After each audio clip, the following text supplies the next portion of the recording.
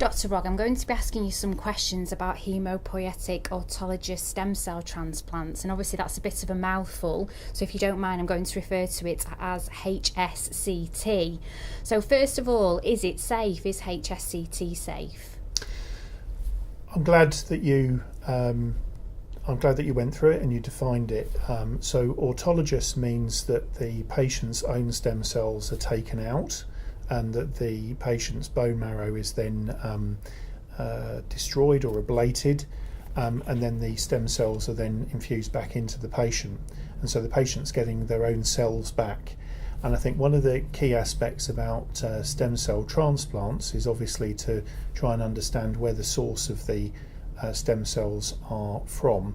That then has an effect in terms of safety outcomes, for example. So safety is a relative term, and it means different things to different people.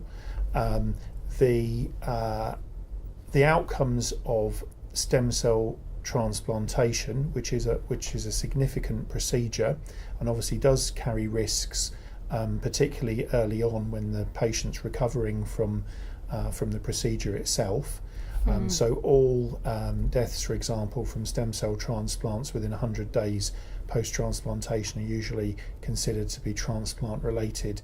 And what has been shown over time are two things. The first is that the outcomes for autologous stem cell transplants, in other words, where patients receive their own cells back, are better in terms of mortality, in other words, the risk of dying as a result of the procedure, than for non-autologous stem cell transplants where the cells are received from a donor.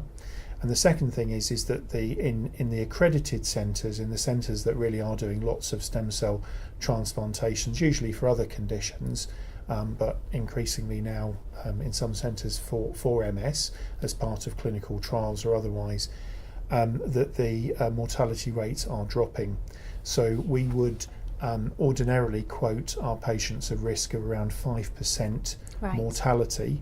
In other words, 5% risk of dying as a result of an autologous stem cell transplant, receiving their own cells back. Yes. However, if you look at some of the recent clinical trials and also some of the retrospective analyses, the figure of 5% is actually going lower, and I know that our local unit, for example, would quote a lower risk than that. So I think safety is a relative term, and I think it is that the autologous transplant is becoming safer, but as one of the editorials said recently in one of the medical journals, it's still a riskier procedure than any of our disease modifying treatments that are available in MS, so it shouldn't be undertaken lightly.